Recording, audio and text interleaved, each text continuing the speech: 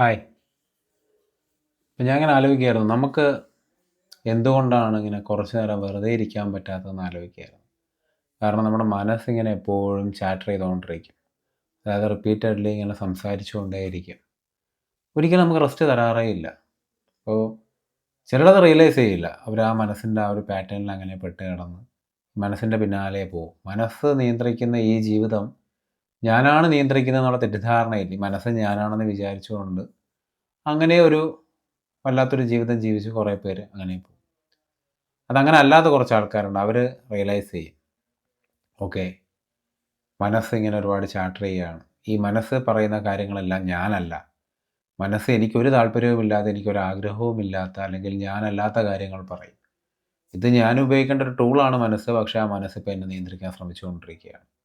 അതെപ്പോഴും എന്നെക്കാൾ കൂടുതലായി സംസാരിച്ചുകൊണ്ടിരിക്കുകയാണെന്ന് ചില ആളുകൾ മനസ്സിലാക്കും. അപ്പോൾ എന്നിട്ടും പക്ഷേ ആളുകൾക്ക് അതിന് പുറത്തു വരാൻ പറ്റാറില്ല. അതെന്തുകൊണ്ടാണെന്നുള്ളതാണ് നമ്മളിവിടെ സംസാരിക്കാനായിട്ട് ഞാൻ ഉദ്ദേശിക്കുന്നത്. നമുക്ക് നിങ്ങൾക്ക് നിങ്ങളുടെ മനസ്സിന് ഈ ഒരു ആവശ്യകത വരുമ്പോൾ, അതായത് ഈ ഒരു ചാറ്ററിങ് നിങ്ങൾ റിയലൈസ് ചെയ്യുന്ന മൊമെൻറ്റിൽ നിങ്ങൾ എന്താണ് ചെയ്യുന്നത്?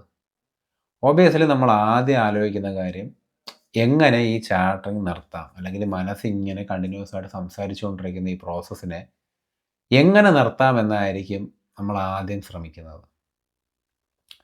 പക്ഷേ ഞാൻ ചോദിക്കുന്നത്, നിങ്ങൾ എപ്പോഴെങ്കിലും എന്തുകൊണ്ടാണ് ഇതിങ്ങനെ സംസാരിച്ചുകൊണ്ടിരിക്കുന്നത് ആലോചിച്ചിട്ടുണ്ടോ? ഇപ്പോൾ എങ്ങനെയെന്നതിനേക്കാൾ കൂടുതലായിട്ട് എന്തുകൊണ്ട് ഇത് സംഭവിക്കുന്നു എന്ന് നിങ്ങൾ ആലോചിച്ചിട്ടുണ്ടോ? അതായത് എന്തുകൊണ്ടാണ് മനസ്സിങ്ങനെ ചാറ്റർ ചെയ്തുകൊണ്ടേയിരിക്കുന്നതെന്ന്. അപ്പോൾ അതാദ്യം മനസ്സിലാക്കിയതിന് ശേഷമാണല്ലോ നമ്മൾ ശരിക്കും പറഞ്ഞു കഴിഞ്ഞാൽ ഇതിനെ എങ്ങനെ സ്റ്റോപ്പ് ചെയ്യാമെന്ന് ചിന്തിക്കേണ്ടത്.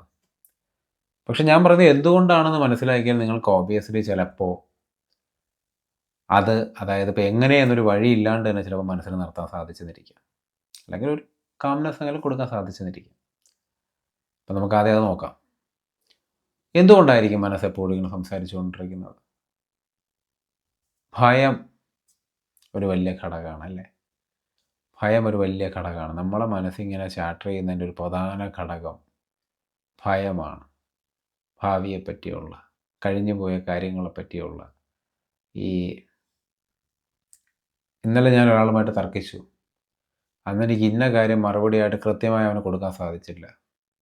അത് കാരണം ഞാൻ അവൻ്റെ മുമ്പിൽ തോറ്റുപോയോ എന്നുള്ളൊരു ഭയം, അല്ലെങ്കിൽ നാളെ എനിക്ക് എന്തെങ്കിലും ആവാൻ പറ്റിയില്ലെങ്കിലോ എന്നുള്ളൊരു ഭയം, അല്ലെങ്കിൽ നാളെ രാവിലെ നേരത്തെ എഴുന്നേറ്റ് ചെയ്യേണ്ട ഒരു വലിയ ജോലിയെ പറ്റിയുള്ള ഭയം. ഭയം ഇങ്ങനെ പല രീതിയിൽ പാസ്റ്റിനെയും പ്രസൻറ്റിനെയൊക്കെ ഖണ്ഡിച്ചുകൊണ്ട് പോകുന്നൊരു സംഭവമാണ് ഈ ഭയം എന്ന് പറയുന്നത്. ഇതിനേക്കാളൊക്കെ ഉപരിയായിട്ട് മറ്റൊരു ഭയം കൂടി നമുക്കുണ്ട്. അതായത് നമ്മൾ കുറച്ച് നേരം ഇങ്ങനെ മനസ്സിനെ ഇങ്ങനെ ഓടിക്കാതിരുന്ന് കഴിഞ്ഞാൽ, ഇങ്ങനെ ചാറ്റർ ചെയ്യാതിരുന്ന് കഴിഞ്ഞാൽ എല്ലാം നമ്മുടെ കൺട്രോളിൽ നിന്ന് പുറത്തേക്ക് പോകുമോ എന്നുള്ളൊരു ഭയം. അതാണ് ആദ്യ ഭയങ്ങളിലൊന്ന്. മനസ്സ് സ്റ്റാർട്ട് ചെയ്ത് വരുന്ന മനസ്സിന് എല്ലാം നിയന്ത്രിക്കാനുള്ളൊരു ടെൻഡൻസി ഉണ്ട്. കാരണം എല്ലാം എൻ്റെ കയ്യിലാണെങ്കിൽ മാത്രമേ ഈ ഒരു ചുറ്റുപാടിനെയും ഭാവിയിൽ നടക്കാൻ പോകുന്ന കാര്യങ്ങളെയൊക്കെ എനിക്ക് നിയന്ത്രിക്കാൻ പറ്റുള്ളൂ എന്നുള്ളൊരു വിചാരം. ഈ വിചാരം ഭയത്തിൻ്റെ ഒരു പാറ്റേണിൽ വരുന്നൊരു കാര്യമാണ്. അതായത് മൈൻഡ് എം ടി ആയി കഴിഞ്ഞു കഴിഞ്ഞാൽ എല്ലാം എൻ്റെ പിടിവിട്ട് പോകും, ഒന്നും എൻ്റെ കൺട്രോളിൽ അല്ലാതായി പോകുമെന്നുള്ളൊരു ഭയം. അപ്പോൾ നമ്മളെപ്പോഴും മനസ്സിങ്ങനെ റൺ ചെയ്തുകൊണ്ടിരിക്കണം. അല്ല, ഇന്ന കാര്യങ്ങൾ ഇന്ന പോലെ ചെയ്യണം, ഇന്ന കാര്യങ്ങൾ ഇന്ന പോലെ ചെയ്യണം, അതിങ്ങനെ ചിന്തിച്ചു കഴിഞ്ഞാൽ ഇവനിങ്ങനെ ചിന്തിക്കേണ്ട ആവശ്യം എന്താണ്, അല്ലെങ്കിൽ അവളത് പറയുമ്പോൾ ഞാൻ നാളെ മറ്റതായിരിക്കും മറുപടി പറയേണ്ടത്, അങ്ങനെ ചിന്തിച്ചുകൊണ്ടേയിരിക്കും. ബേസിക്കലി എപ്പോഴെങ്കിലും ഈ ചാറ്റർ ഇല്ലാത്തൊരു മൂവ്മെൻറ്റ് നിങ്ങൾ അനുഭവിച്ചിട്ടുണ്ടോ? സ്പോണ്ടേനിയസ് ആയിട്ട് ആക്ഷൻ സംഭവിക്കുന്ന ഒരു സ്റ്റേറ്റ് നിങ്ങൾ ഇരുന്നിട്ടുണ്ടോ? ഒബിയസ്ലി നിങ്ങൾ ഒരു തവണയെങ്കിലും ഇരുന്ന് കാണുമെന്നുള്ള കാര്യത്തിൽ എനിക്ക് യാതൊരു സംശയവുമില്ല. നിങ്ങളത് നോട്ടീസ് ചെയ്തിട്ടുണ്ടോ എന്നുള്ളതാണ് വേറൊരു ചോദ്യം.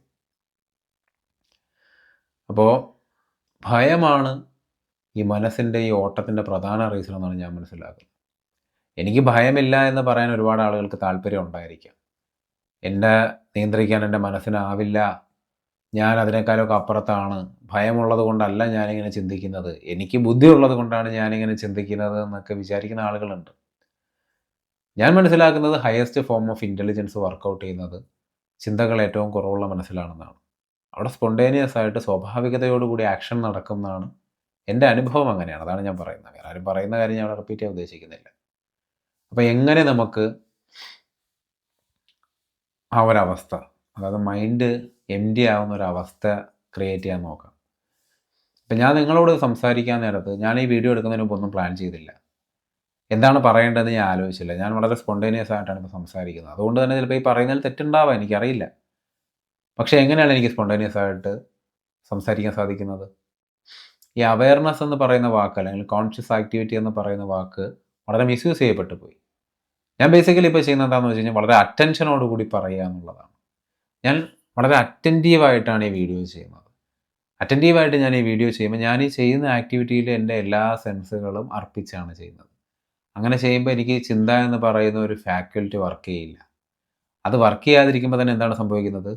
ഒരു സെൻറ്റർ, അതായത് എൻ്റെ ഒരു സെൽഫ് ഐഡൻറ്റിറ്റിയിൽ നിന്നുള്ള മൂവ്മെൻ്റ് ആയിരിക്കില്ല ഈ നടന്നുകൊണ്ടിരിക്കുന്ന പ്രോസസ്സ് എന്നുള്ളതാണ്. നിങ്ങൾ തന്നെ ആലോചിച്ച് നോക്കും, നിങ്ങളോട് ആരെങ്കിലും സംസാരിക്കുമ്പോൾ, നിങ്ങൾ ഈ വീഡിയോ കാണുമ്പോൾ, അല്ലെങ്കിൽ നിങ്ങൾ ആരോടും ഒരു കോൺവെർസേഷൻ സംസാരിക്കുമ്പോൾ നിങ്ങൾ വളരെ അറ്റൻറ്റീവായിട്ടിരിക്കാറുണ്ടോ? എഫേർട്ടോടുകൂടി ഫോക്കസ് ചെയ്ത് കോൺസെൻട്രേറ്റ് ചെയ്യുന്നതിനെ പറ്റിയല്ല ഞാൻ പറയുന്നത്. നിങ്ങൾ അറ്റൻറ്റീവായിട്ട് അവർ പറയുന്നത് കേൾക്കാറുണ്ട്. Are you attending to that process എന്നുള്ളതാണ് എൻ്റെ ചോദ്യം. നിങ്ങൾ അവർ പറയുന്നത് കേൾക്കുന്നുണ്ടോ?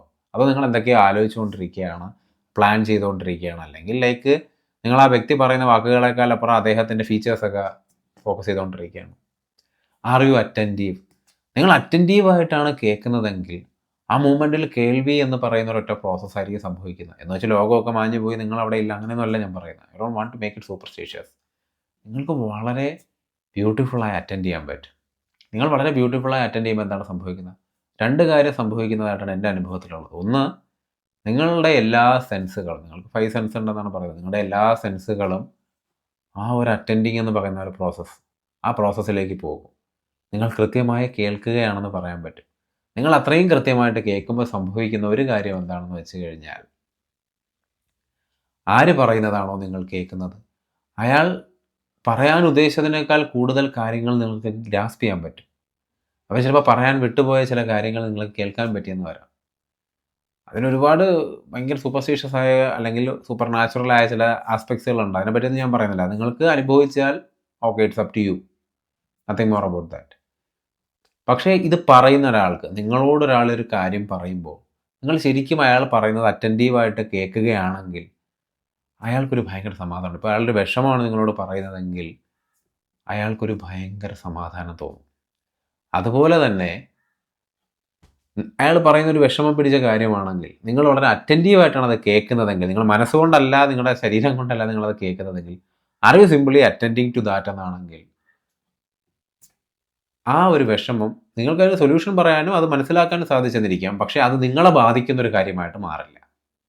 It won't change into an aspect that is hurting you. കാരണം നിങ്ങളുടെ സെൻറ്റർ എന്ന് പറഞ്ഞാൽ നിങ്ങളുടെ സെൽഫ്, നിങ്ങളുടെ ഞാനെന്ന് പറയുന്ന ഒരു ഐഡൻറ്റിറ്റി, ഒരു ഇമേജ് മാത്രമാണ്.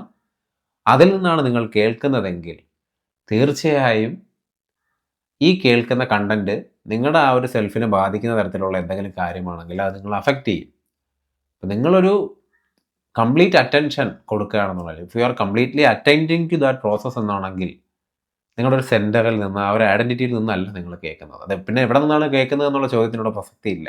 If you are being concerned about that, then you are not attending, അല്ലേ? നിങ്ങൾ പ്യൂർലി അറ്റൻഡ് ചെയ്യുകയാണെങ്കിൽ there won't be a centre from which you are attending. നിങ്ങളൊരു സെൻറ്ററിൽ നിന്ന് ആയിരിക്കില്ല അറ്റൻഡ് ചെയ്യുന്നത്. എനിക്ക് തോന്നുന്നു ജിതു കൃഷ്ണമൂർത്തി ഇതിനെപ്പറ്റി ഒരുപാട് പറഞ്ഞിട്ടുള്ളൊരു കാര്യമാണ്.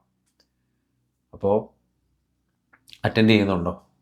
അത് കേൾവി മാത്രമല്ല, കാഴ്ചയാവട്ടെ, നിങ്ങൾ ചെയ്യുന്ന ജോലിയിൽ നിങ്ങൾ അറ്റൻഡ് ചെയ്യുന്നുണ്ടോ? നമുക്ക് കോൺസെൻട്രേഷനെ പറ്റിയല്ല ഞാൻ പറയുന്നത്, നിങ്ങൾ മനസ്സിലാക്കുക. അവയർനെസ് എന്ന് പറയുന്ന വാക്ക് ഞാനിപ്പോൾ ഇവിടെ ഉപയോഗിക്കാത്തതിൻ്റെ ഒരു പ്രധാന റീസൺ, അവയർനെസ് എന്ന് പറയുന്ന വാക്ക് ഇങ്ങനെ യൂസ് ചെയ്ത് അത് ഭയങ്കര എന്താ പറയുക, it became N useless thing എന്ന് തന്നെ പറയാം. ഒരുപാട് യൂസ് ചെയ്ത് അതിൻ്റെ വിലയില്ലാതായിപ്പോയി. അതാണ് സത്യം. So can you attend to the process you are doing, then everything will be beautiful. എല്ലാത്തിനും ഒരു ഭംഗി ഉണ്ടാവും. എങ്ങനെയാണ് പറയാം, എനിക്ക് ഇപ്പോൾ നിങ്ങളോട് സംസാരിക്കുമ്പോൾ ഞാൻ വീഡിയോ റെക്കോർഡ് ചെയ്യാണ് ഇവിടെ. ഈ വീഡിയോ റെക്കോർഡ് ചെയ്യുമ്പോൾ സമയത്ത് തന്നെ എനിക്കൊരു സന്തോഷവും ഒരു സുഖവും കിട്ടും. Because I am doing it with all my census എന്നുള്ളത് കൊണ്ട് മാത്രം. Okay, thank you.